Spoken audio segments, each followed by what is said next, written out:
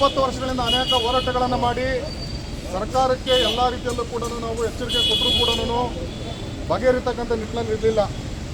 ಅದ್ರ ಸಲುವಾಗಿ ಸಂಘರ್ಷ ಅಂತಕ್ಕಂಥದ್ದು ಸದ್ಯದ ಪರಿಸ್ಥಿತಿಯಲ್ಲಿ ಬೇಡ ಅಂತೇಳಿ ನಾವೆಲ್ಲ ಒಂದಷ್ಟು ಸುಮಾರು ಒಂದು 600ರಿಂದ 700 ಜನ ರೈತರು ಹೈಕೋರ್ಟಿನ ಮೆಟ್ಟಿಲೆಲ್ಲ ಕೂಡ ನಾವೆಲ್ಲರೂ ಕೂಡ ಹೇಳಿದ್ದೇವೆ. ಏನಂತ BDA ಮಾಡಿರ್ತಕ್ಕಂಥ ಏನು ಯೋಜನೆ ಏನಿದೆ 20 ವರ್ಷ ಆಗಿದೆ, ಯೋಜನೆ ಪ್ರಾರಂಭನೇ ಆಗಲಿಲ್ಲ, ಸತ್ತೋಗಿರ್ತಕ್ಕಂಥ ಯೋಜನೆ ಅದು. ಅದನ್ನು ಲ್ಯಾಪ್ಸ್ ಮಾಡಿ ಅಂತೇಳಿ ನಾವೆಲ್ಲರೂ ಕೋರ್ಟ್ಗೆ ಹೋಗಿದ್ದೀವಿ ಇಲ್ವಾ? ಹೌದು. ಹಂಗಾಗಿ ಕೋರ್ಟಿನ ವಿಚಾರಣೆ ನಡೀತಾ ಇದೆ. ಅಲ್ಲಿ ಏನಾಗಬೇಕಾಗಿದೆ, ನ್ಯಾಯಾಲಯದಲ್ಲಿ ಕಾನೂನುಬದ್ಧವಾದಂಥ ಚರ್ಚೆಗಳು, ಕಾನೂನುಬದ್ಧವಾದಂಥ ಒಂದು ಚರ್ಚೆಗಳ ವಿಚಾರಣೆ ನಡೀಬೇಕು. ಅದರಲ್ಲಿ ಆಗ್ತಾ ಇಲ್ಲ. ಅದು BDAದ ಕೆಲವು ಅಧಿಕಾರಿಗಳು ಅದನ್ನು ತಪ್ಪು ಮಾಹಿತಿನ ಕೊಟ್ಟು ಬೇರೆ ಮತ್ತಷ್ಟು ರೈತರನ್ನ ಅನ್ಯಾಯ ಮಾಡೋದಕ್ಕೆ ಪ್ರಯತ್ನ ಮಾಡ್ತಿದ್ದಾರೆ ಅನ್ನೋದು ನಮ್ಮೆಲ್ಲರದ್ದು ಆರೋಪ ಅಲ್ವಾ?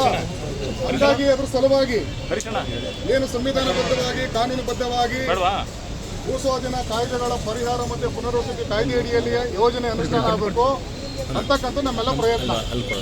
ಹಂಗಾಗಿ ಈಗ ನಾವು ನ್ಯಾಯಾಲಯಕ್ಕೂ ಕೂಡ ಸತತವಾಗಿ ತಿಳಿಸ್ತಾ ಇದ್ದೇವೆ.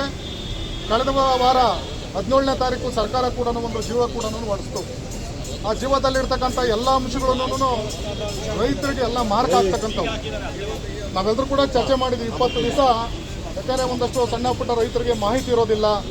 ಅವೆಲ್ಲ ಕೂಡ ನಾವೆಲ್ಲ ಅನೇಕ ಸಭೆಗಳೆಲ್ಲ ಮಾಡಿ ಕೂಡ ನಾವು ಹೇಳಿದಾಗ ನಮಗನ್ನಿಸ್ತು 5 ಪರಿಹಾರದ ಆಯ್ಕೆಗಳು ಕೂಡ ಯಾರಿಗೂ ಕೂಡ ಒಳ್ಳೆಯದಾಗೋದಿಲ್ಲ, ಕ್ರಮಬದ್ಧವಾಗಿಲ್ಲ, ಕಾನೂನುಬದ್ಧವಾಗಿಲ್ಲ ಅಂತ ಅನ್ನೋದು ನಾವೆಲ್ಲರೂ ಕೂಡ ಅರ್ಥ ಮಾಡಿಕೊಂಡು ಇವತ್ತೆಲ್ಲರೂ ಕೂಡ ಕೆಲವು ಏನು ನಮ್ಮ ಸಂಘದ ಪದಾಧಿಕಾರಿಗಳು ಮಾತ್ರ ಏನು ಗ್ರಾಮದ ಎಲ್ಲ ಮಾಲೀಕರುಗಳ ಆಕ್ಷೇಪಣೆ ಅರ್ಜಿಗಳನ್ನ ತಗೊಂಬಂದು ಕೊಡೋದು ಅಂತೇಳಿ ನಾವು ತೀರ್ಮಾನ ಮಾಡಿದ್ದೀವಿ.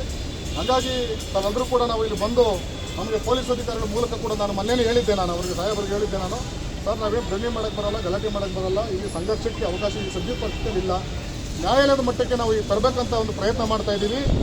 ಈಗೂ ಕೂಡ ನಾವೆಲ್ಲರೂ ಕೂಡ ನಾವು ಚರ್ಚೆ ಮಾಡಿರ್ತಕ್ಕಂಥದ್ದು ಏನೋ ನಿಜವಾದಂಥ ಮಾಹಿತಿ ಏನಿದೆ ರೈತರನ್ನು ಕೊಡಿ. ನಾವ್ಯಾರು ಕೂಡ ಅಭಿವೃದ್ಧಿ ವಿರೋಧಿಗಳಲ್ಲ, ಬೆಂಗಳೂರಿನ ಜನಪರದ ವಿರೋಧಿಗಳಲ್ಲ. ನಾವು ನಮಗೂ ಕೂಡ ಒಂದು ಕಾಳಜಿ ಇದೆ. ಆದರೆ ಪರಿಪಕ್ವವಾಗಿ ಕಾನೂನುಬದ್ಧವಾಗಿ ರೈತರ ಹಿತದೃಷ್ಟಿಯಿಂದ ಒಂದು ತೀರ್ಮಾನ ಆಗಬೇಕನ್ನೋದೇ ನಮ್ಮೆಲ್ಲರೂ ಒತ್ತಾಯ ಇದೆ. ಎಲ್ಲರೂ ಕೂಡ ರೈತ ಕುಟುಂಬದಿಂದ ಬಂದಿರತಕ್ಕಂಥವ್ರು. ನಮಗೇನು ವೈಯಕ್ತಿಕವಾಗಿ ನಿಮ್ಮ ಮೇಲೆ ಆಗಲಿ, ನಮ್ಗೆ ಯಾರ ಮೇಲೆ ದ್ವೇಷ ಏನಿಲ್ಲ. ಏನು ಈ ವ್ಯವಸ್ಥೆ ಇದೆ, ಈ ವ್ಯವಸ್ಥೆ ವಿರುದ್ಧವಾಗಿ ಮಾತನಾಡಿದಾಗ ಸ್ವಲ್ಪ ನಿಮಗೂ ಬೇಜಾರಾಗ್ಬೋದು. ದಯವಿಟ್ಟು ಅದನ್ನು ಅರ್ಥ ಮಾಡ್ಕೊಳ್ಳಿ. ಏನು ಇವತ್ತು ನಾವು ಹಾಕಿರ್ತಕ್ಕಂಥ ಎಲ್ಲ ಅರ್ಜಿಗಳಿಂದ ನಾಳೆ ನಾನು ಬರುತ್ತೆ, ಇನ್ನು 27ನೇ ತಾರೀಕು 3 ನಂತರ ಕೂಡ ಬರುತ್ತೆ. ಇದನ್ನು ನೀವು ತಲುಪಿಸಲೇಬೇಕು. ನೀವೇನಾದರೂ ನ್ಯಾಯಾಲಯದಲ್ಲಿ ಇಷ್ಟು ಜನ ಬಂದು ಕೊಟ್ಟಿದ್ದಾರಂತ ನೀವೇನೋ ನಾನು ಹೇಳಲಿಲ್ಲ ಅಂತಂತಂದರೆ ನೆಕ್ಸ್ಟ್ BDA ಮುಂದೆ ಇಲ್ಲೇನು ಮಾಡ್ತೀವಿ ಅಂತಂತೇಳಿ ನಾವು ಇಲ್ಲಿ ಹೇಳೋದಿಲ್ಲ. ಅದನ್ನು ಆಗೋದು ಬೇಡ. ಆ ವಾಸ್ತವಾಂಶ ಏನಿದೆ ಅದನ್ನು ಕೊಡಬೇಕಂತ ಅನ್ನೋದು ನಮ್ಮ ಒತ್ತಾಯ. ಅದು ಮುಂದುವರೆದ ಭಾಗವಾಗಿ ಇವತ್ತು ಏನು ಕೋರ್ಟ್ಗೆ ಇವರ ಏನು BDA ಲ್ಯಾಂಡ್ ಅಕ್ವಿಸಿಷನ್ ಆಫೀಸರ್ ಇವತ್ತೇನು ಬಂದಿದ್ದಾರೆ, ಅವ್ರ ಮೂಲಕ ನಮಗೆ ಒಂದು ಅಶ್ಯೂರೆನ್ಸ್ ಸಿಕ್ಕಿದ್ರೆ ನಾವು ಇಲ್ಲಿಂದ ಹೊರಡೋದು ಅನ್ನೋದ್ರ ಮೂಲಕ ಹೇಳೋದ್ರ ಮೂಲಕ ಮಾತು ಹೇಳ್ತಾ ಇದ್ದೀನಿ. ಇದಕ್ಕೆ ಮುಂಚೆ ನಾವು ಅಪ್ಲಿಕೇಶನ್ ಕೊಟ್ಟಿದ್ದೀವಾ? ಸ್ಟಾರ್ಟಿಂಗ್ 2005ನೇ ಇಸ್ವಿ 6ನೇ ಇಸ್ವಿಲಿ ಕೊಟ್ಟಿದ್ದೀವಿ. ಸೆಂಟ್ರದಲ್ಲಿ ಒಂದು ಸಾರಿ ಕೊಟ್ಟಿದ್ದೀವಿ. ಮೊನ್ನೆ ಚಳುವಳಿ ರೂಪದಲ್ಲಿ ಪ್ರತಿಯೊಬ್ಬರು ಕೊಟ್ಟಿದ್ದೀವಿ. ಕೋರ್ಟಲ್ಲಿ ಕೇಸ್ ಹಾಕಿರೋದು ಏನಕ್ಕೆ 50 ಜನ ಅಂತ ಹೇಳ್ತಾ ಇದ್ದಾರೆ. ನಾವೊಂದು 7 ಜನ ಕೇಸ್ ಹಾಕಿದ್ದೀವಿ. ಕೋರ್ಟ್ ಮುಂದೆ ಬಂದಿಲ್ಲ. ಮಾಹಿತಿ ಏನು ಅಂದರೆ ಕೋರ್ಟ್ಗೆ ಹೇಳ್ತಾ ಇರೋದು ಸುಳ್ಳು ಮಾಹಿತಿ. ಕೋರ್ಟ್ಗೆ ಇವು ಇಷ್ಟೇ ಜನನೇ ಕೋರ್ಟ್ಗೆ ಕೇಸ್ ಹಾಕಿರ್ತಕ್ಕಂಥದ್ದು ಮಿಕ್ಕಲ್ಲಿ ಒಪ್ಪಿಗೆ ಇದೆ ಅನ್ನೋ ಮಾತನ್ನ ಇವರು ಕೋರ್ಟಲ್ಲಿ ಬರವಣಿಗೆಗೆ ತುಂಬ ಪ್ರಾಮುಖ್ಯತೆ ಕೊಡೋ ಕಾರಣಕ್ಕೆ ನೀವು ಇವಾಗ ನಮಗೆ ಅಶ್ಯೂರೆನ್ಸ್ ಕೊಡಬೇಕು. ಇದಕ್ಕೆ ಮುಂಚೆ ಅಪ್ಲಿಕೇಶನ್ನು ಅಬ್ಜೆಕ್ಷನ್ ಕೊಟ್ಟಿದ್ದಾರೆ. ನಂಬರ್ ಆಫ್ ಕೋಟಿಂಗ್ ನಿಮ್ಮ ಹತ್ರ ಕೌಂಟಿಂಗ್ ಇರ್ತಿದೆ. ಕೌಂಟಿಂಗ್ ನಿಮ್ಮ ಹತ್ರ ಇಲ್ಲಾಂದರೆ ನಾವು ಕೊಡಬೇಕಾಗ್ತಿದೆ. ಇವತ್ತು ನಾವು ಕೊಡೋಕ್ಕಾಗತ್ತಿಲ್ಲ. ನಮ್ಗೆ ಎಷ್ಟು ಕೌಂಟಿಂಗ್ ಅಂತ ನಾವು ನಾಳೆ ಕೊಡ್ಬೋದು ನಿಮಗೆ. ಆದರೆ ನಾಳೆನೇ ಕೋರ್ಟಲ್ಲಿ ಡೇಟ್ ಇರೋ ಕಾರಣಕ್ಕೆ ನೀವು ಇವಾಗ ಒಂದು ಅಫಿಡೇವಿಟ್ ಹಾಕ್ತಿರೋ ಅದೇನು ಅಂತಿರೋ ಗೊತ್ತಿಲ್ಲ ಪ್ರೊಸೀಸಿಂಗು ಕೋರ್ಟ್ಗೆ. ನೀವು ಇಷ್ಟು ಜನದ ಅಬ್ಜೆಕ್ಷನ್ ಬಂದಿದೆ ಅನ್ನೋದನ್ನ ಅಬ್ಜೆಕ್ಷನ್ ಹಾಕೋಕ್ಕಾಗುತ್ತೋ ಇಲ್ವೋ ಇಲ್ಲಿ ಬಹಿರಂಗವಾಗಿ ಹೇಳಬೇಕು. ನೀವು ಆಫೀಸರ್ ಆಗಿ ಹೇಳಬೇಕು. ನೀವು ಈ ಕಾರ್ಯಕ್ರಮ ಇಲ್ಲಿ ಹೇಳ್ತೀವಿ ಅಂದರೆ ಮಾತ್ರ ನಾವು ಕಾನೂನು ಗೌರವಿಸ್ತೀವಿ, ನಿಮ್ಮನ್ನು ಗೌರವಿಸ್ತೀವಿ, ಬೆಂಗಳೂರು ಯೋಜನೆಗೆ ನಾವು ಸಹಕಾರ ಮಾಡ್ತೀವಿ. ಇಲ್ಲ ಅಂದರೆ ನಾವು ಅಬ್ಜೆಕ್ಷನ್ ಹಾಕಕ್ಕೆ ಆಗುತ್ತೋ ಇಲ್ವೋ ಅನ್ನೋದನ್ನ ಇವರು DC ಅವರು ಲ್ಯಾಂಡ್ ಅಕ್ವಿಸಿಷನ್ DC ಅವರು ಹೇಳಲೇಬೇಕು. ಅದು ಮಾಡಲೇಬೇಕು. ಮಾಡ್ತೀವಿ ಅಂತ ಹೇಳಿದ್ರೆ ಮಾತ್ರ ನಾವು ಇಲ್ಲಿಂದ ಬೇರೆ ತೀರ್ಮಾನ. ಇಲ್ಲ ಅಂದರೆ ನಮ್ಮ ಚಳುವಳಿ ನಾವು ಪೊಲೀಸ್ ಅವರು ನೋಡಿದ್ದೀವಿ, ನಮಗೆ ಅರೆಸ್ಟ್ ಆಗೋದು ಗೊತ್ತು, ನಾವು ಜೈಲಲ್ಲಿ ಇರೋದು ಸಿದ್ಧವಾಗಿ ಬಂದಿದ್ದೀವಿ. ಇದು ಇವತ್ತಿನ DC ಅವರ ಮೇಲೆ ಡಿಪೆಂಡ್ ಆಗ್ತಿದೆ. ನೀವು ಉತ್ತರ ಹೇಳಬೇಕು, ಅದು ಕೆಲಸ ಮಾಡಬೇಕು. ನಾಳೆ ನ್ಯಾಯಾಲಯಕ್ಕೆ ಇಷ್ಟು ಜನರು ಡೇಟ್ ವೈಸ್ ಅಬ್ಜೆಕ್ಷನ್ 2005 ಎಷ್ಟು ಜನ ನೋಟಿಫಿಕೇಶನ್ಗೆ ನೀವು ಆಕ್ಷೇಪಣೆ ಕೊಟ್ಟಿದ್ರು? ಅವ್ರದ್ದೇನಾದ್ರು ಪರ್ಸನಲ್ ಹಿತಾಸಕ್ತಿ ಇದೆಯಾ?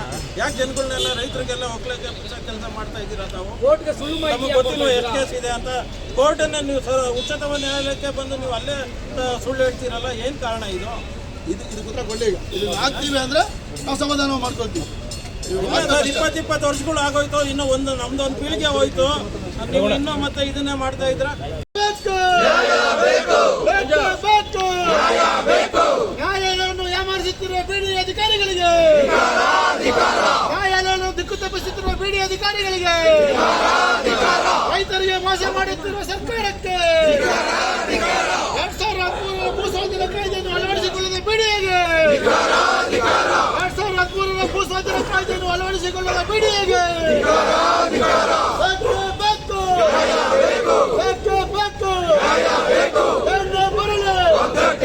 ರೈತ ವಿರೋಧಿ ಸರ್ಕಾರಕ್ಕೆ, ರೈತ ವಿರೋಧಿ ಕಾನೂನುಗಳಿಗೆ, ರೈತ ವಿರೋಧಿ ಬಿಡಿಗೆ, ರೈತ ವಿರೋಧಿ ಸರ್ಕಾರಗಳಿಗೆ, ಕೋರ್ಟ್ಗೆ ತಪ್ಪು ಮಾಹಿತಿ ನೀಡುತ್ತಿರುವ ಬಿಡಿ ಅಧಿಕಾರಿಗಳಿಗೆ, ನ್ಯಾಯಾಲಯಕ್ಕೆ ತಪ್ಪು ಮಾಹಿತಿ ನೀಡುತ್ತಿರುವ ಸರ್ಕಾರಕ್ಕೆ, ನ್ಯಾಯಾಲಯಕ್ಕೆ ತಪ್ಪು ಮಾಹಿತಿ ನೀಡುತ್ತಿರುವ ಬಿಡಿ ಅಧಿಕಾರಿಗಳಿಗೆ. ಹೆಚ್ಚಿನ ವಿಡಿಯೋಗಳಿಗೆ ಪ್ರತಿಧ್ವನಿ ಯೂಟ್ಯೂಬ್ ಚಾನೆಲ್ ಸಬ್ಸ್ಕ್ರೈಬ್ ಮಾಡಿ, ಬೆಲ್ ಐಕಾನ್ ಕ್ಲಿಕ್ ಮಾಡಿ.